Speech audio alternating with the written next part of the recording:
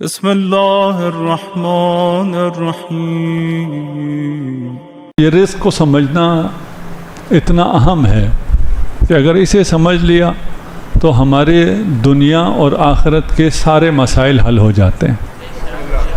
یعنی آپ کے پاس رزق فراوانی ہے آپ کی تو اپنی جگہ، میرے پاس جو رزق فراوانی نہیں ہے میرے بھی مسائل حل ہوئے ہیں۔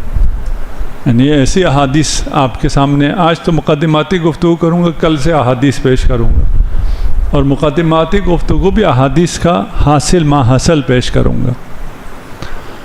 سب سے پہلے رزق میں سے جس پورشن کی بات کر رہے ہیں وہ رزق ہے جو موت سے پہلے تک کی ہے، یعنی مادی رزق، جس کے بارے میں خیال یہ ہوتا ہے کہ اگر رزق کی بات کر رہے ہیں تو یہ معنوی رزق کی بات کر رہے ہوں گے، مادی رزق تو بازار میں ملتا ہے، اس کے لیے تو آفس میں محنت کرنی پڑتی ہے۔ یہاں مادی رزق کا کوئی کام نہیں ہے، یہاں معنوی رزق، اور رزق کا بھی لالچ دے کر یہ مولوی صاحبان پھر کہیں گے کہ رزق جو تم نے کمایا ہے وہ ہمیں دے دو اور ہم تمہیں ثواب کا وعدہ دیتے ہیں۔ ہم ثواب کی بات نہیں کر رہے، معنوی رزق کی بات نہیں کر رہے، اس رزق کی بات بھی نہیں کر رہے جو موت کے بعد حاصل ہوگا۔ اصل رزق وہ ہے، ہم اس کی بات نہیں کر رہے، ہم اسی رزق کی بات کریں گے جس نے ہمیں گرفتار کر رکھا ہے، جس کی فکر میں ہم شب و روز مصروف ہیں، اسی رزق کی بات کریں گے۔ بس ہم جب رزق کہیں گے تو اس سے مراد موت سے پہلے جو رزق ملتا ہے وہ رزق ہے۔ یہ بات ذہن میں رہنا ضروری ہے، کبھی کبھار شاید ہم اس رزق کے بات بھی کریں جو موت کے بعد ملتی ہے، وَإِلَّا مطلقاً ہم جب رزق کہیں گے تو وہ رزق جو موت سے پہلے ہمیں حاصل ہوتی ہے، یعنی وہ رزق جس کی ہمیں فکر ہے۔ وہ رزق جو موت کے بعد ہے اس کی تو الحمدللہ ہمیں کوئی فکر نہیں ہے، ہمیں کوئی فکر ہے اس کی، ہمیں اس کی کوئی فکر نہیں ہے۔ فکر مندی ہونی چاہیے، اس کی فکر ہونی چاہیے، اس کی فکر ہونی چاہیے۔ اچھا، جس کی نہیں ہونی چاہیے اس کی ہے، جس کی ہونی چاہیے اس کی نہیں ہے، تو پھر اس کو مزید بات ہونی چاہیے اس کے پر کہ یہ کیا ہو رہا ہے۔ کہنے کے لیے ابھی ہم نے اتفاق کیا کہ اس کی فکر نہیں ہونی چاہیے، اس کی فکر ہونی چاہیے، لیکن اپنے آپ ٹائم ٹیبل کو دیکھیے، آپ کا دن کس میں گزرتا ہے؟ اس کی فکر میں گزرتا ہے، اس کی چارہ جوئی کے لیے گزرتا ہے، اس کے لیے رات کو آپ مغرب کے بعد تشریف لے آتے ہیں، چلیں رات کو تھوڑی سی مجلس میں بھی چلے جائیں گے تو وہ رزق بھی حاصل ہو جائے گا۔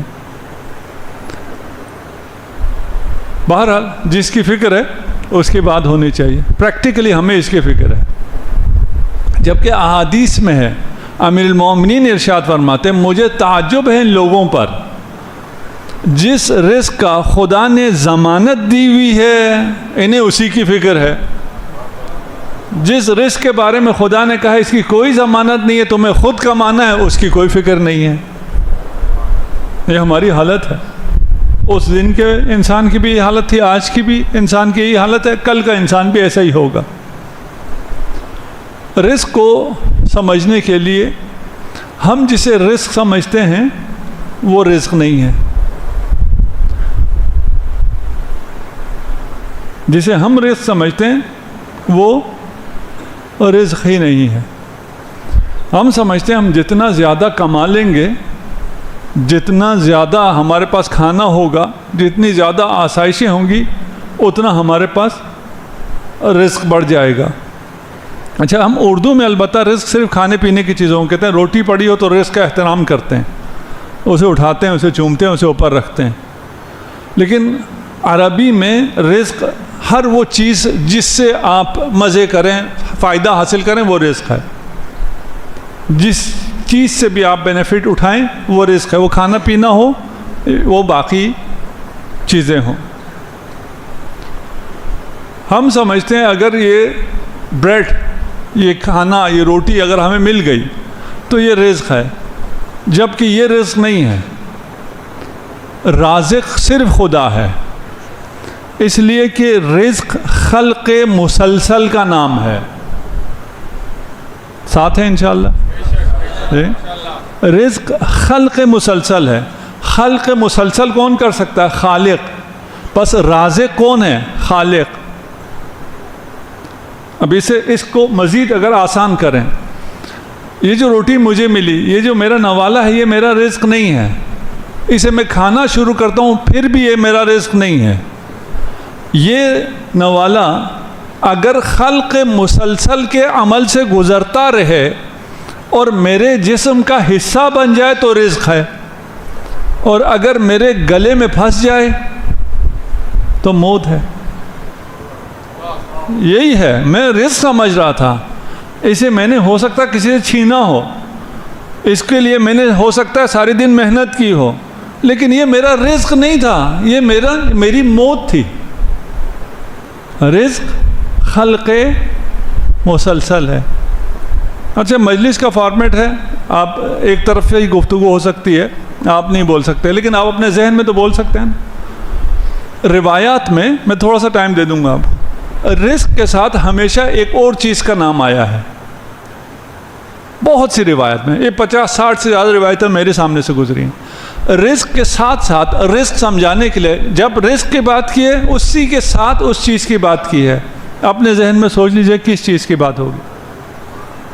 رزق اور وہ دوسری چیز کہ جیسا رزق ہے ویسا یہ ہے. اچھا، دو فرشتوں کی جب تک آپ سوچ رہے ہیں، دو فرشتوں کے ذکر بھی ایک ساتھ آتا ہے. ایک میکائیل ہے اور دوسرا، اب تو آ جائے گا نا، فرشتوں سے آسان ہو گیا، چند ہی فرشتوں کو ہم جانتے ہیں. میکائیل رزق دیتا ہے اور عزرائیل موت. جہاں بھی رزق کا ذکر آیا ہے وہاں اکثر، ہاں نہ کہ ہر جگہ، وہاں سمجھانے کے لیے موت کا ذکر آیا. اچھا، اب رزق اور موت میں کیا تعلق ہے؟ تھوڑا سا سوچیے، آپ کے ذہن میں کیا آتا ہے؟ جنہوں نے روایت پڑھ رکھی ہے ان کے ذہن میں صحیح آئے گا، باقیوں کے ذہن میں بھی ہو سکتا ہے صحیح آئے، اور مخصوصاً یہ جو بچے بیٹھے ہیں یہ اگر سوچیں ان کے ذہن میں بالکل صحیح آتا ہے. ہم لوگوں کے ذہن میں اتنا اچھا نہیں آتا. یہ میں بہت دیکھا ہے، روایات بچوں کے ساتھ شیئر کر کے ان کو دیکھتا ہوں، ان کا ذہن بہت ٹھیک چلتا ہے، یہ فطرت پر ہے. ہم ڈسٹریکٹ ہیں، ہم فطرت سے تھوڑے سے ہٹے ہوئے، ہمیں روایت تھوڑی سی دیر سے سمجھ میں آتا ہے. جہاں رزق ہے وہاں موت کا ذکر ہے. چلو آپ پڑھیے محمد والے.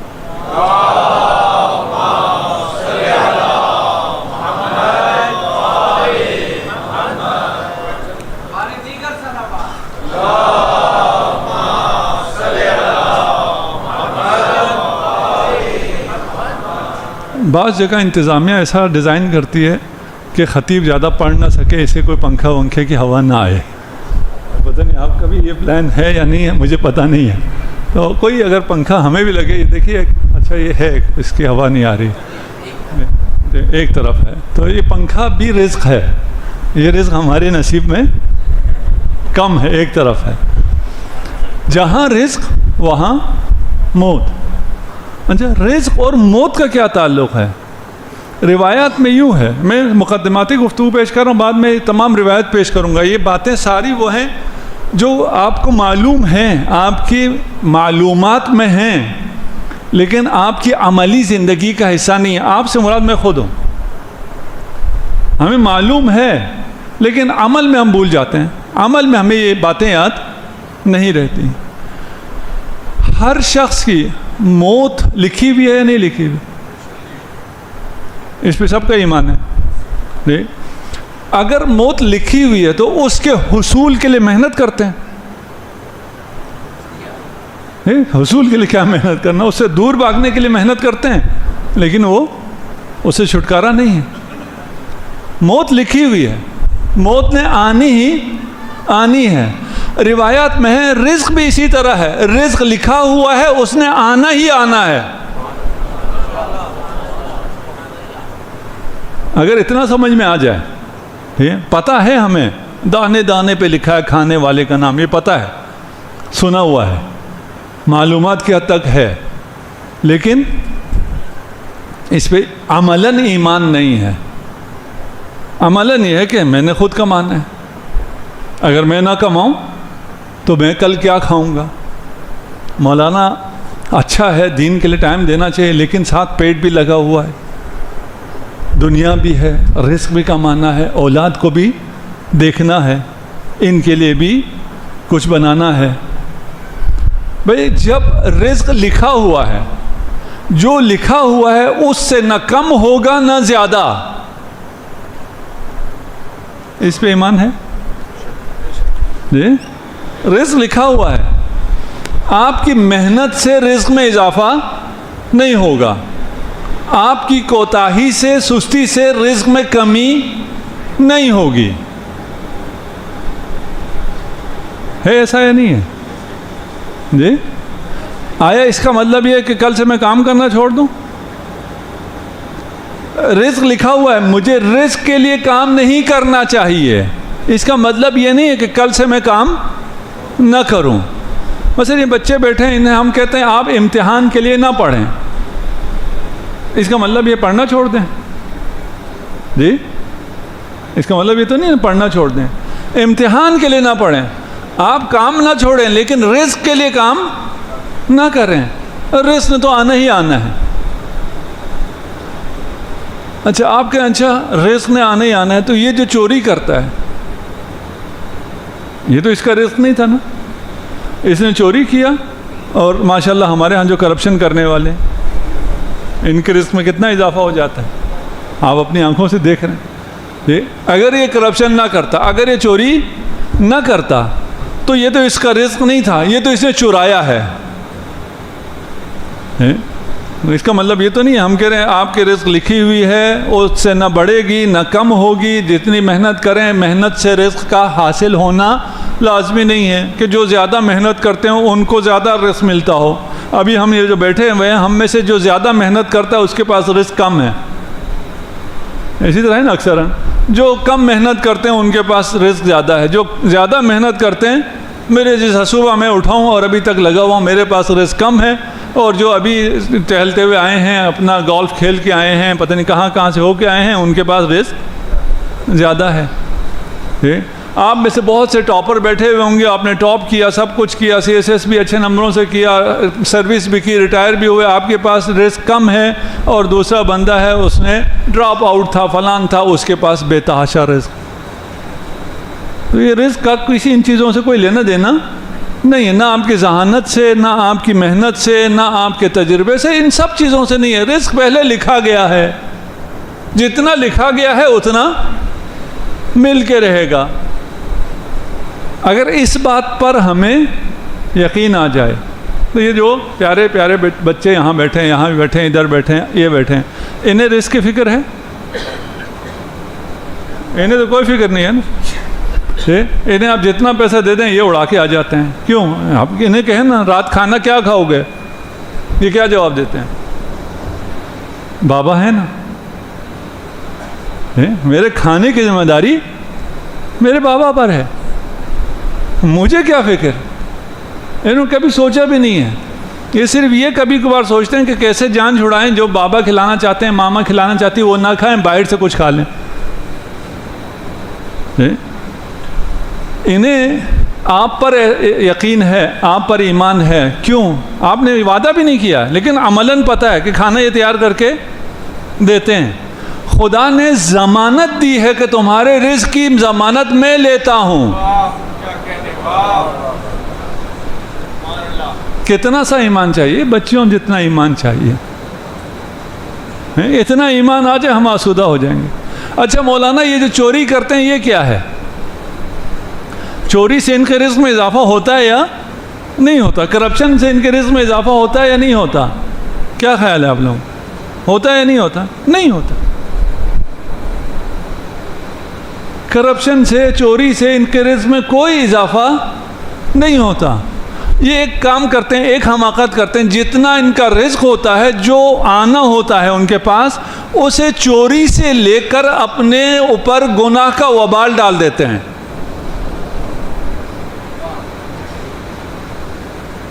انشاءاللہ یہاں کوئی نہیں ہوگا، ادھر ایسا شخص کوئی نہیں ہوگا، لیکن کیونکہ اقتدار کا شہر ہے، یہاں چوری کم ہے اور رشوت وغیرہ اوپر کی آمدنی زیادہ ہے، یہاں انشاءاللہ کوئی نہیں ہے اور نہ ہونے کی کوئی ضمانت بھی نہیں ہے۔ یہ جو اوپر کی آمدنی لیتے ہیں یہ ان کا رزق ہے. اگر ایسے نہ لیں خدا اسے حلال طریقے سے دے دے گا. ان کا رزق اتنا ہی ہے جتنا ان کا خیال ہے کہ یہ مجھے رشوت سے, چوری سے, فلان سے ملتا ہے. دیکھیں ہمیں ان باتوں کا علم نہیں ہوتا, ہمیں یہ غیب ہے, یہ غیب کا علم ہمیں نہیں ہے. لیکن جسے علم ہے اگر اس کی مثال ہمارے سامنے آ جائے پھر تو مسئلہ حل ہو جائے گا نا. جی مثال آپ سب نے سنی ہوئی ہے. امیر المومنین تشریف لائے, مسجد میں چلے گئے, گھوڑا کسی کو دے کے گئے. اس کا رزق کیا تھا؟ 2 درہم. اس کا رزق 2 درہم لکھا ہوا تھا. اس نے اس 2 درہم کو کیسے حاصل کیا؟ چوری سے. اس نے وہ زین لے کر بیچ دی. امیر المومنین 2 درہم لے آ رہے ہیں کہ یہ 2 درہم اس کا ہے. اسے ملے 2 درہم لیکن چوری کے. اگر وہ نہ چراتا پھر بھی یہی 2 درہم ملنے تھے. چرایا پھر بھی 2 درہم ہی ملے. چور کو اپنے نصیب کا رزق ملتا ہے, ساتھ میں گناہ بھی ملتا ہے. رشوت لینے والے کو اپنے نصیب کا رزق ملتا ہے, ساتھ میں گناہ بھی ملتا ہے. اور جو رشوت نہ لے, جو چوری نہ کرے, اسے بھی ملتا ہے. اسے عزت کے ساتھ ملتا ہے, اسے شرف کے ساتھ ملتا ہے. یہ اتنا سمجھ لیا تو میرے 5 دن کی محنت پوری ہو گئی ہے. وہ بہت لمبی چوڑی تقریروں کا مجھے شوق بھی نہیں ہے, کوئی حاصل بھی نہیں ہے. دیکھیں میں احادیث پڑھتے ہوئے ڈرتا بھی ہوں, خود پڑھتے ہوئے بھی ڈرتا ہوں, لیکن پڑھتا ہوں. ہاں ڈرنے کا مطلب یہ نہیں کہ نہ پڑھوں. آپ کو سناتے ہوئے آپ کے لیے ڈرتا ہوں. جب تک حدیث نہیں سنی ہوئی ہے اور عمل نہیں کر رہے وہ الگ ہے. حدیث سننے کے بعد عمل نہ کریں وہ الگ ہے. بہت سے لوگوں نے امام حسین کا ساتھ نہیں دیا, وہ الگ ہیں. لیکن جنہوں نے حل میں ناصر کی صدا سنی اور ساتھ نہ دیا وہ الگ ہیں. اس لیے خوف بھی آتا ہے. یہ وہ خوف ہے جس کی وجہ سے دور نہیں بھاگتا انسان. ہاں یہ فرق سمجھیے گا. اس لیے میں نہیں چاہتا آپ کو بہت زیادہ احادیث سناؤں, اور ابھی تک میں شاید 20 احادیث آپ کو سنا چکا ہوں. ابھی میں نے صرف ان کا مفہوم پیش کیا تاکہ تھوڑا سا آپ کو پتہ چلے ٹاپک کیا ہے, اس نے کہاں جانا ہے اور کیسے جانا ہے. چلے گا حدیث کے ساتھ انشاءاللہ کل سے. جو آپ کو کھانے کو ملے وہ رزق نہیں ہے. جو آپ کی پراپرٹی میں آئے وہ بھی رزق نہیں ہے. آپ کی پراپرٹی تو بہت زیادہ ہے. آپ نے فارم ہاؤس بہت بڑا بنایا لیکن اس میں رہنا نصیب نہیں ہوا. یہاں آپ کے بڑے بڑے فارم ہاؤس ہوں, وہاں آپ ایک چھوٹے سے اپارٹمنٹ میں رہتے ہیں اور وہیں مر جائیں. آپ کا رزق تھا وہ نہیں تھا. اگر نہ ہو آپ بنا لیں پھر بھی آپ کا رزق نہیں ہے. وہ پراپرٹی جس سے آپ فائدہ نہ اٹھا سکیں وہ آپ کا رزق نہیں ہے. ہم میں سے کتنے پلاٹ لیے ہوئے ہیں, کتنی پراپرٹیز لی ہوئی ہیں جس کو ہم کچھ بھی نہیں کر سکتے, صرف اس کو مینیج کرنے کی زحمت ہے, اس سے کوئی فائدہ نہیں ہے, تو وہ آپ کا رزق نہیں ہے. ہاں وہ پراپرٹی رزق ہے جس کو آپ نے کسی کام کے لیے رکھا ہوا ہے, اگر کوئی مجبوری ہوتی ہے. ابھی اگر یہاں اعلان کر دیتے ہیں کہ ہم فلاں پروجیکٹ شروع کر دیا, ہمیں 1 کروڑ روپے چاہیے, عابدی صاحب کرتے رہتے ہیں ایسے اعلان, آپ کہیں ہاں یہ میں نے پراپرٹی رکھی ہے بیچتا ہوں, لا کے عابدی صاحب کو دے دیتا ہوں, یہ رزق ہے. ایسا رزق کسی کے پاس ہے؟ یہ تو رزق ہے. آپ اپنے کسی کام کے لیے یا کسی کار خیل کے لیے ایسی چیز رکھیں جس سے خرچ کرنے کا حوصلہ بھی رکھتے ہوں.